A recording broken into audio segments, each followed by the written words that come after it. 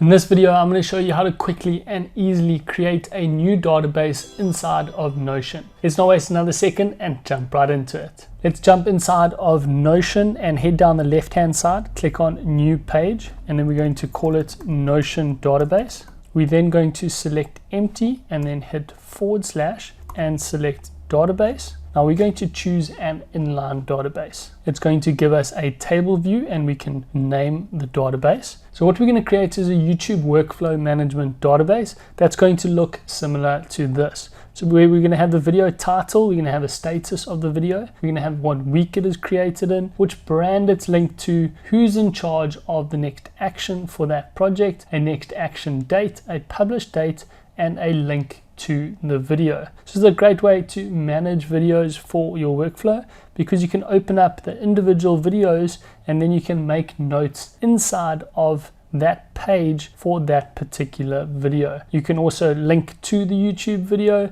and you can link to the thumbnails so that you have all your files in one place and it's much easier to manage your projects. So let's head back to our Notion database.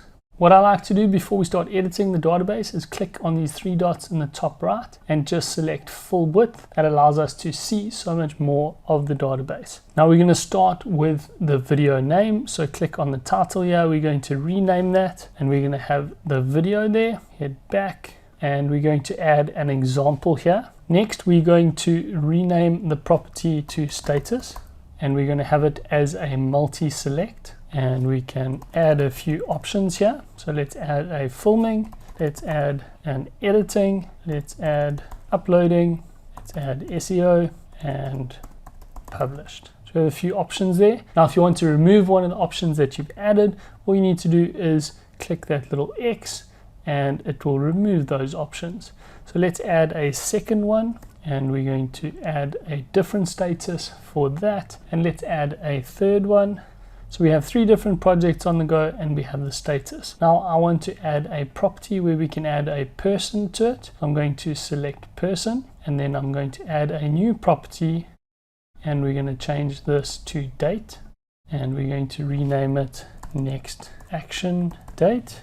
And then I'm going to add another property called publish date.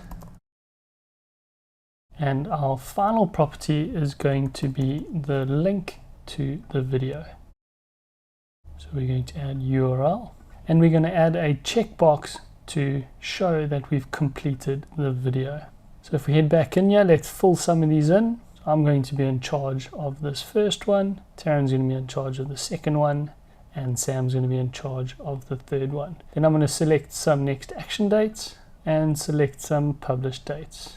And then we can decide which ones are done and which ones are not done, and you can tick them there. Now with all of this information in our database, we can now add a new view and we're going to edit that view and create a calendar view, and that's going to be show calendar by next action date. So now we can go from our table view to look at it in a calendar view and we can see where our next action dates are.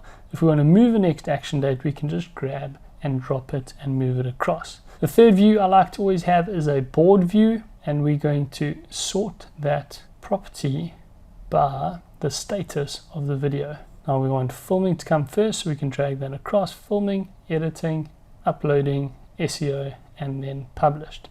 Now if you want to change a status, if we want to move this from editing to uploading, we can just drag and drop it and that'll update the status in all of the views. And that's the great thing about a database. You can have your different views, you can look at things from a different perspective quickly and easily, but all the information is still there and we can always open up each page, see all the information, and we can add more information in that project page. And that's where you're going to find that databases inside of Notion can help you save so much time and keep you organized inside of your projects. If you have any questions or queries about creating and editing databases inside of Notion, let us know in the comment section down below and we'll be happy to help you out. Thanks so much for watching and we'll see you in the next video.